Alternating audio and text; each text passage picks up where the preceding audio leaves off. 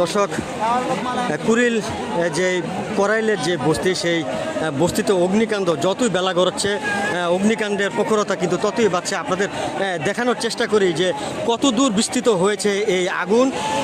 যত দূর চোখ যাচ্ছে দর্শক, তত দূরই কিন্তু আগুন বিস্তৃত হচ্ছে।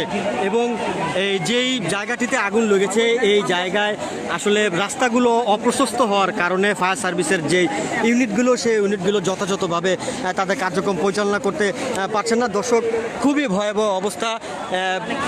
আপনাদের দেখানোর চেষ্টা করি যে কতটুকু বিস্তৃত এই আগুন।